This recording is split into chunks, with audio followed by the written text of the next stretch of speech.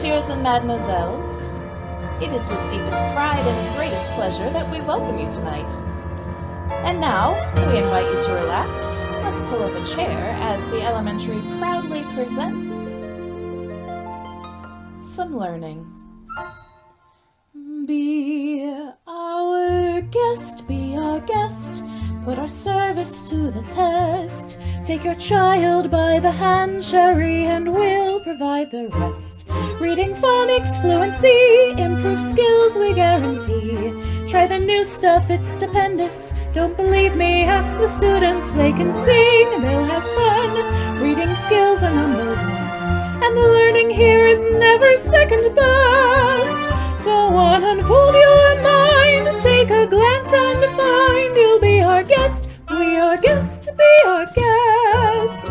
Reading cubes, learning play, dice and letters, hip hooray. We'll prepare and learn with flair, a learning cabaret. You're on board and you've shared, but the meeting's all prepared. No one's gloomy or complaining while the teacher's entertaining. We tell jokes, I do tricks with my future reading tips, and it's all in perfect taste that you can get. Reading is a gas, you've won your own free pass to be our guest. If you're stressed, it's shared reading we suggest. Be our guest, be our guest, be our guest. Be our guest, be our guest, be our guest, please be our guest.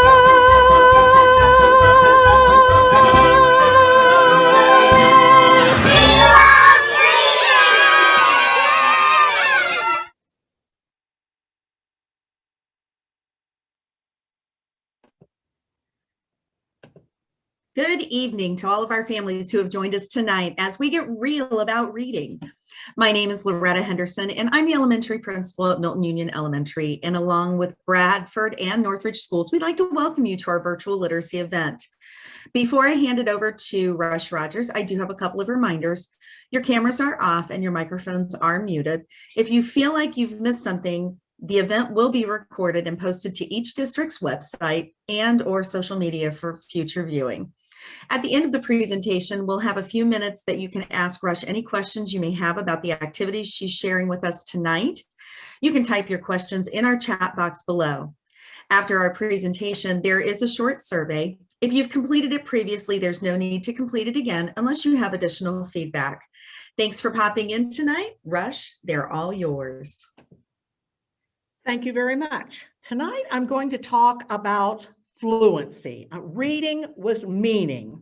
And I want to invite you, like Shel Silverstein invites you into his poetry book with this poem, Invitation. If you are a dreamer, come in.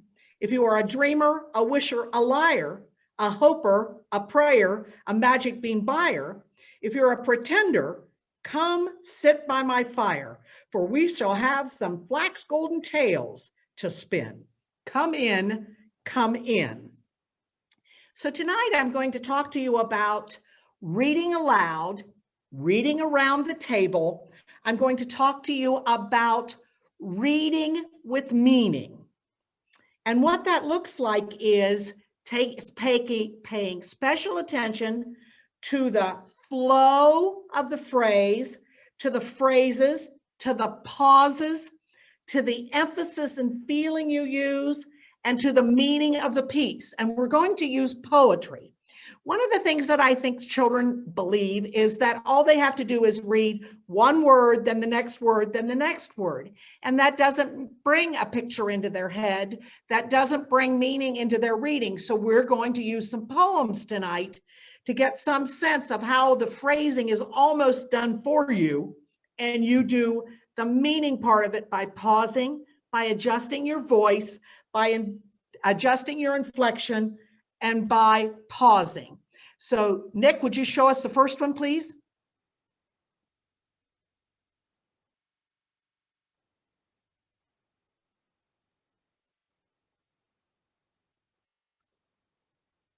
Hi, my name is Isabel. I'm in the 5th grade and I will be reading a poem called The Grumble Family.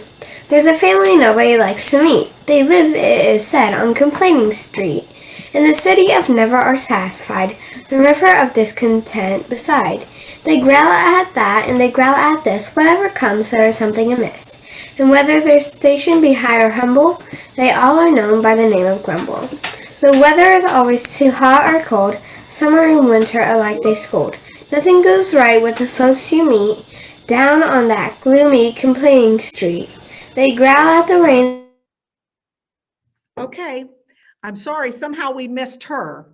But the long and short is that when your children start to read poetry and to read with meaning, you will see them read to a comma or read to the end of the line, and they're not necessarily yet getting an inflection. She's chosen an incredible poem. It's a good one, but I'm going to show you an adult doing one, so you'll see why you want to share a poem and what you want your poem to look like. Mick, can we run the second one, please? And for some reason, you didn't give us a picture last time. You see the picture now? Yes? Both of them. And eaten, swallowed by a boa constrictor by Shel Silverstein. Oh, I'm being eaten by a boa constrictor. A boa constrictor. A boa constrictor. I'm being eaten by a boa constrictor, and I don't like it one bit. Well, what do you know? It's nibbling my toe. Oh, gee, it's up to my knee. Oh my, it's up to my thigh. Oh, fiddle, it's up to my middle. Oh, heck, it's up to my neck.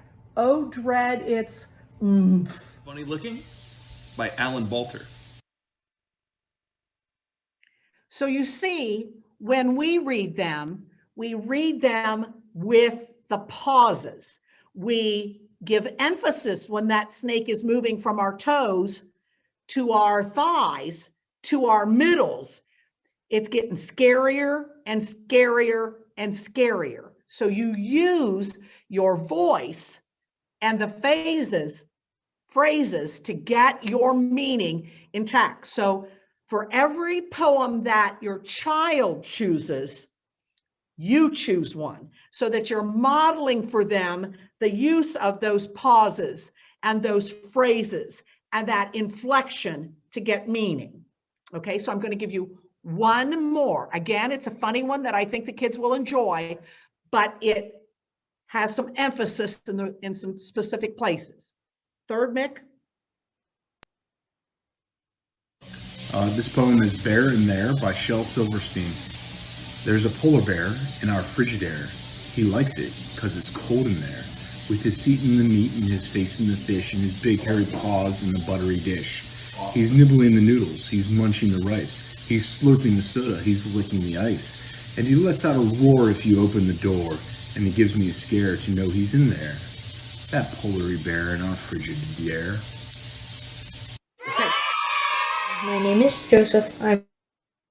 Okay, so again, I want to say to you that we're reading aloud, which we are doing every night, every 10 minutes. It's the most important thing that we do in a day. And we're reading around the table. Kids are reading and adults are reading. This is very, very important, okay? They need to see that you read. Now, the thing that you can take them from, they're probably going to want to start on ones that they think are funny. But the other thing that poetry does for us is talk about deep feelings. So there are more videos in the ones that are uploaded on the YouTube that will talk to you about more encouraging, more inspiring, more ones that you write on your heart and that you would revisit, and that some of us did when we were in school. The other thing that you can do, which we have been doing along the way, is after you've done your poem, you can roll a dice and say, who is the character? What is the feeling? What is the problem? What's going on in this poem? As we've talked about, you can have them draw what they feel or think they'd see with that bear in the Frigidaire, or when they're being eaten by a boa constrictor, or they're on some street where the grumblers live. They can draw it, okay? So what you really want to make sure is that the words carry the meaning and the kids get the meaning, okay? So read aloud, read around, get your meaning in there, get your comprehension in there and check it, and it's all right around your dinner table. It works like a dream. One of the things that I would like to also do before I close out, last week, I know this is standalone, but last week I gave you 3 games. The feedback I got was that maybe I should give you a video of the setting up and working of the game. So on last week's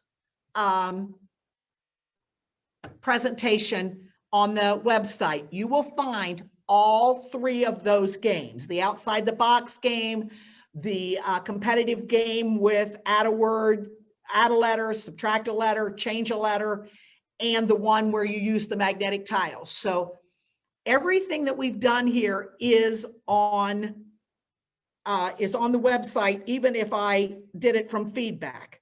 The other thing, I'm going to close with a poem that I think you will really enjoy. That is my next favorite. And it's about, I'm not much of a fighter, so another one of my favorite poems that I think has a message for kids is called Hug of War. I will not play at tug of war. I'd rather play at hug of war, where everyone hugs instead of tugs, where everyone giggles and rolls on the rug, where everyone kisses and everyone grins, and everyone cuddles and everyone wins. So poems, whether you look them up and Google them on your phone like the people around my table did, or you get a poetry book out of your school library or out of your classroom, I suggest that we get this reading fluency, this rhyming piece, this reading with meaning through poems. Thank you very much.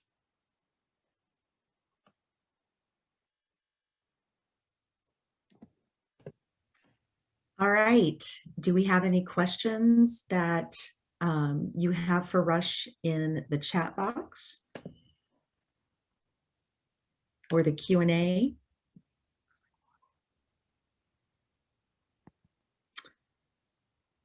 All right. It looks like no questions tonight. So thank you so much, Rush.